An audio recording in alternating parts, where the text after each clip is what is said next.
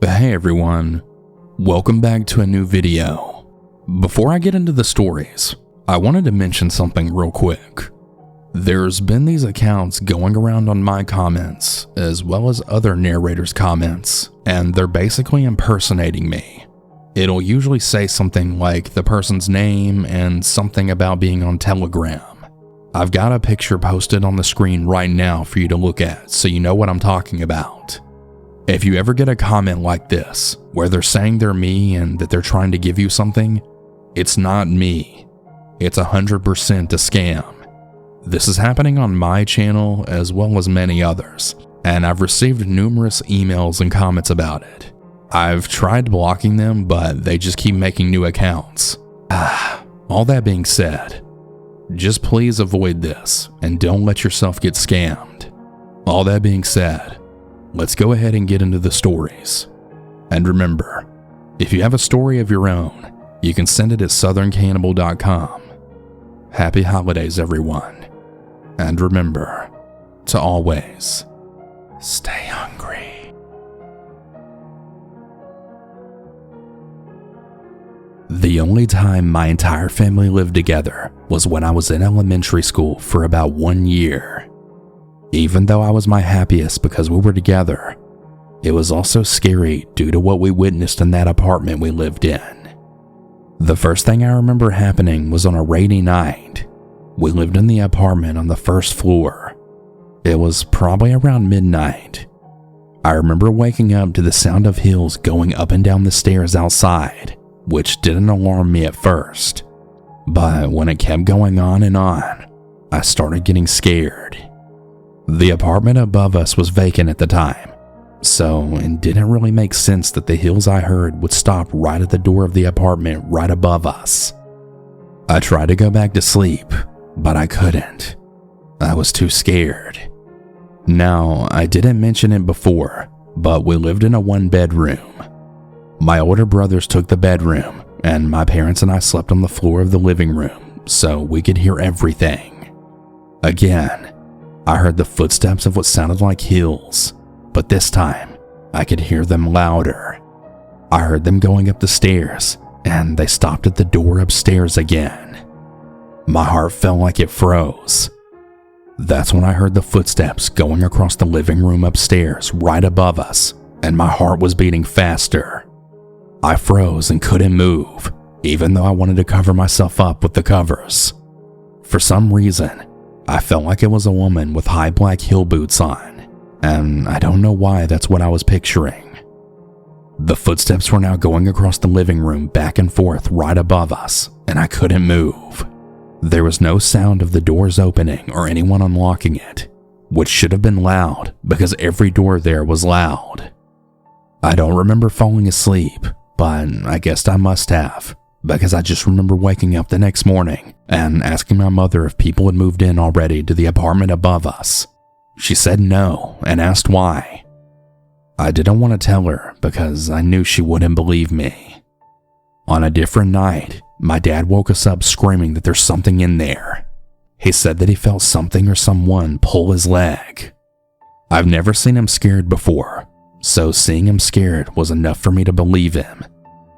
They all just excused it with it probably just being a mouse, but we never found one, nor any holes or evidence of a rodent. There were more things that happened to all of us individually. I truly believe that the complex is haunted, and I'm just happy we didn't live there for more than a year.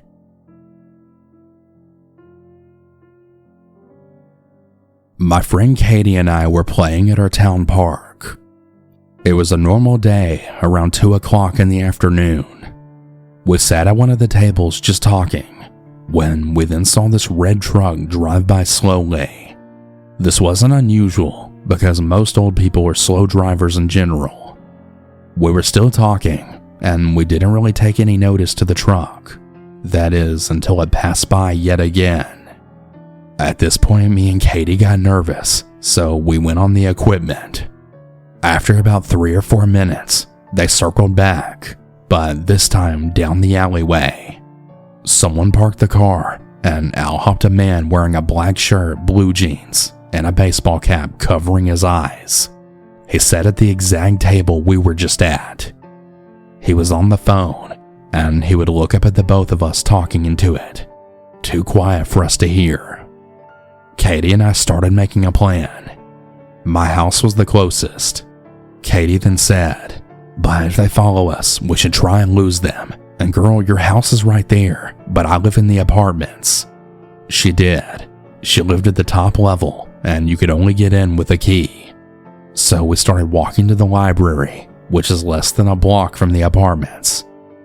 They had a truck that was really loud. You could tell when the truck started up again. We then started running to the apartments. The apartments had 3 doors, one on the left, the right, and then the center main one. We were coming from the left, but we decided to go to the right door. If they came after us, then we would be kinda more hidden. We got inside and we went to the TV room. The TV room was on the first floor, and we could look out the windows towards the street. Not 4 minutes after we got inside, we saw that same red truck creep passing the building. The truck was a red Dodge Ram, and it had dark tinted windows. We ran up to Katie's apartment room and tried to tell her mom, but she wasn't home. It was now about 2:30, and she got off in an hour. So did my mom. When she finally got home, we told her everything. Katie's mom then took me home in her car. Sometimes I wonder what would have happened if we both didn't get that bad feeling. Is it possible that we were being trafficked? I haven't ever seen that same truck or man again after that. And thank God.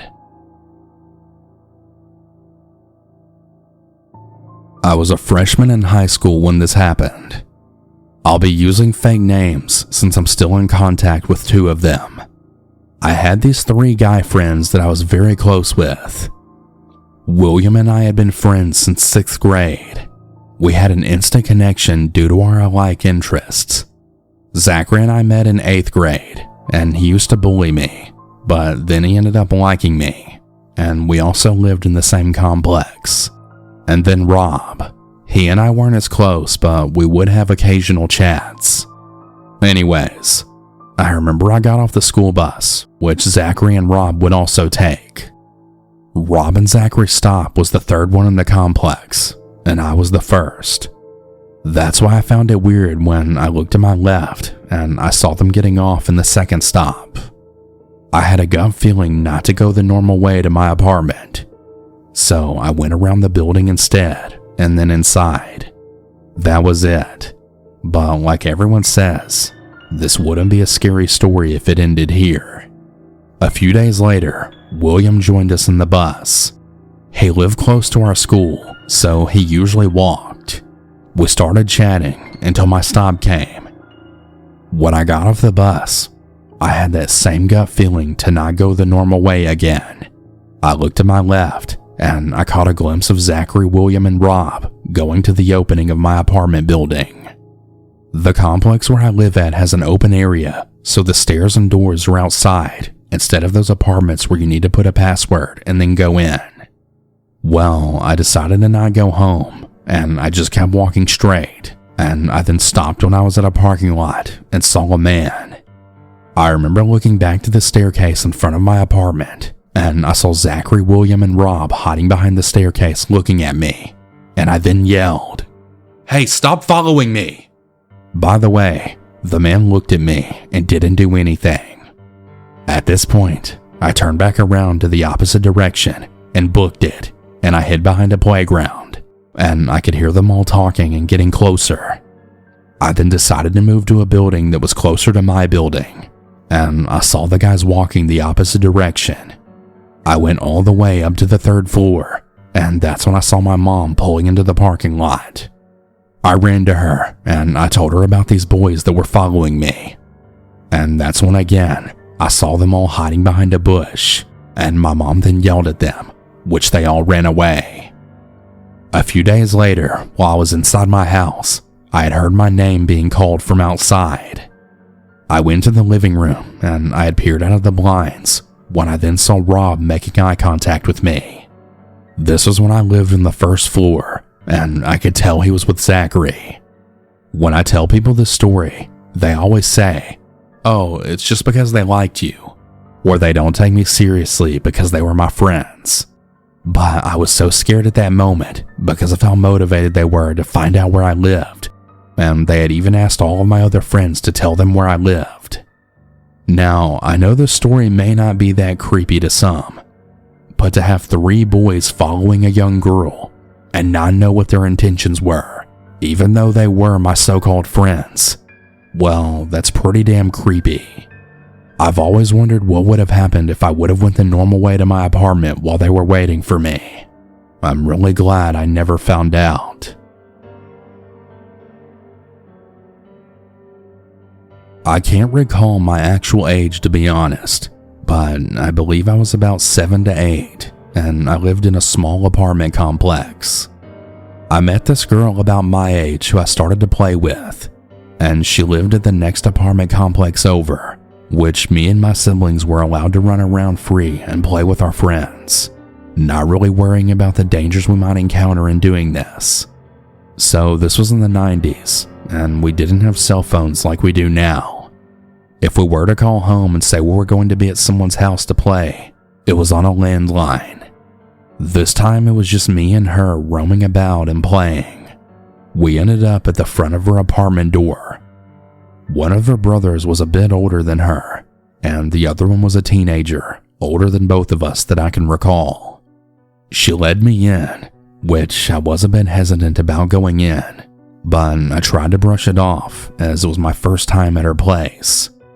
Some of the details are a bit hazy for me, but I simply remember walking towards a room where the door was wide open and there was a mattress on the floor with a bunch of stuffed teddies and other stuffed animals.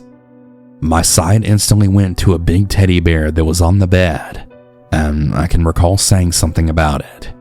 Her brother was sitting on this mattress in the room, and he then said, "Oh yeah, do you want to play with it?" And in my head, I'm thinking I really do, but I just kept feeling like something wasn't right. In my time spent in the apartment, there were no adults that I had seen. So I just said back, "No, I'm okay."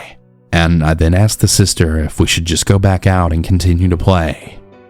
I then noticed that she wasn't near me, like she was wanting to keep her distance from me and the door frame to the bedroom. Now that I look back on this situation, I honestly believe that this older brother of hers would always get his sister to bring back girls for him to mess with. Luckily, I told them I had to leave, and I could see the other brother in the living room just watching all of this unfold. Not really saying anything, but just observing. I just remember feeling so relieved as soon as I stepped outside and feeling really creeped out about everything. I never went back to their apartment or stepped a foot inside. In fact, I had stopped playing with her at all. Always trust your instincts, as you really never know what you might get yourself into if you blow off your intuitions. I'm 23, and this incident happened a 1.5 years ago. I had just moved into my first apartment and was in the process of moving in.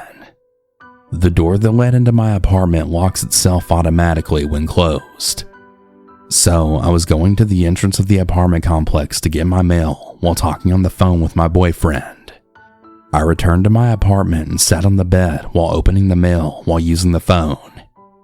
I dropped the phone on the floor, and it landed under the bed, so I had to lie on the floor and then stretch for it.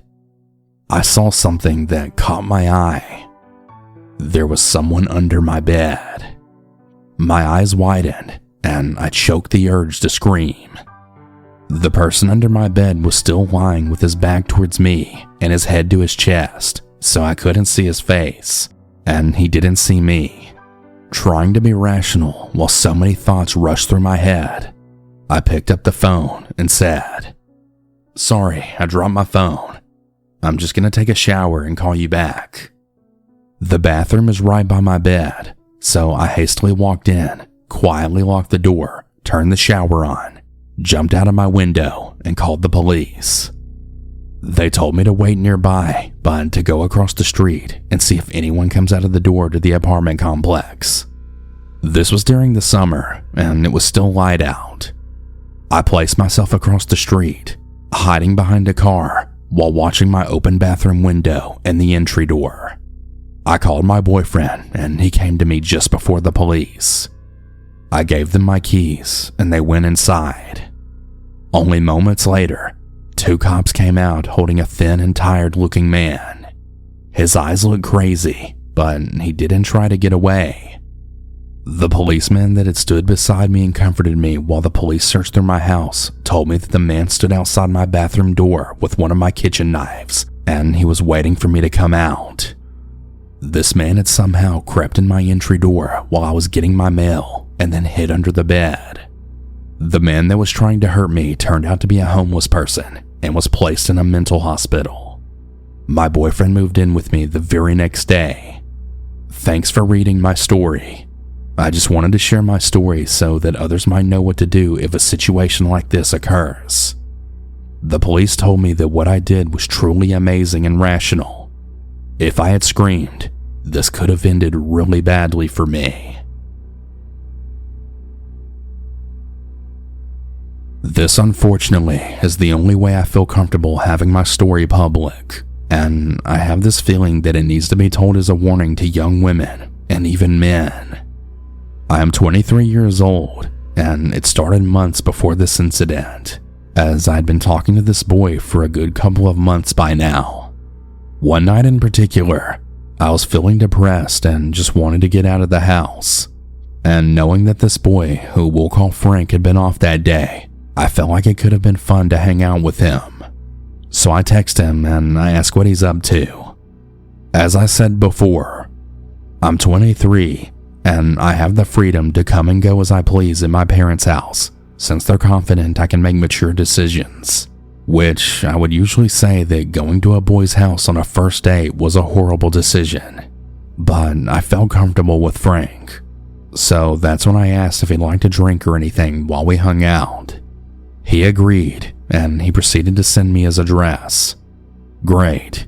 2 hours away, I think to myself, and once again realized that this would normally convince me to stay home. Well, tonight being in the mood I'm in, I left anyway, and I started on the journey to Frank's apartment. As I pull into his apartment complex, it's an absolute maze, and I park by one of the 3 pools.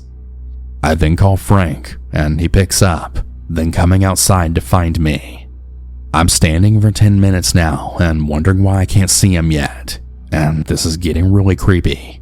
But he then calls me at that exact moment, and I'm already fast walking back to my truck, since I got kind of scared with the wait. He tells me that I'm in the wrong place and he can't find me. Sort of relieved, I asked where I need to go, and then out of nowhere, he runs up to my window shirtless and panting. What the actual heck? I'm kinda just frozen with confusion and shocked. He's also walking around to my passenger door now, and I didn't have it in me to leave or resist him entering the car, so he gets in and he starts talking to me. He's being very persistent with me, so in my confusion, I just kinda followed the directions back to his apartment. I was maybe about 3 blocks on the wrong side of the huge maze. Getting into his apartment, I start to feel slightly more comfortable since it was clean, and it didn't smell or anything. So I just tried to relax a bit and thought maybe I'm just being silly. Then I see it. His bed is on the floor in the living room for some reason, and the TV's on the floor too. No furniture, and I know he has no roommates. I thought this was weird, but I just avoided the confrontation. After the 2-hour drive, I just wanted to drink a bit and relax. So we started drinking, and to my pleasant surprise, he got fruity seltzer beer, and I really enjoy those since regular beer makes me sick. This makes me happy, and I start to loosen up a bit. We talk for a while and listen to the music, just making conversation. I'm about 3 seltzers in now, and I'm starting to feel it a bit. So I ask him if I can have a water by chance. He gets really weird about it, and he begs me to drink one more with him, and that we would share it so I wouldn't have to drink too much. He's already walking to the fridge while telling me this, so I just let it happen. Because I have already gotten this far. Why the heck not? I thought. He brings back the beer, taking a drink or two, and then hands it to me. I take 2 sips and I try to hand it back, which he then replies with, "I'm okay," and he puts it down. I thought that was weird since he was the one wanting to drink more. I take 1 more drink, not thinking too much about it, and I put it down. The next thing that I can fully comprehend or remember is that I'm now waking up to it being morning time, and Frank is at the end of the bed, sort of underneath my legs. I'm trying to fully realize what the hell's happening, but I'm in a huge fog, so it takes me a second or two, and during this time he's telling me, "Oh babe, I think you made a mess." My head starts swimming, and I'm just wondering what the hell he's talking about. And he then says after that, "Yeah, I think you need to go take a shower." What the actual fuck is happening? I think to myself, and I push myself up, and I then realize, oh my god. I run into the bathroom trying to not act like I'm scared, even though that I'd realized standing up that I'm now naked and blood is running down both of my legs, and that it had been there for a while since it was dry. I'm now terrified, and I don't know what the hell to do, but I felt so gross. And so I'm using a shower, and I'm frantically calling friends and my mom trying to get someone to help. No one answers.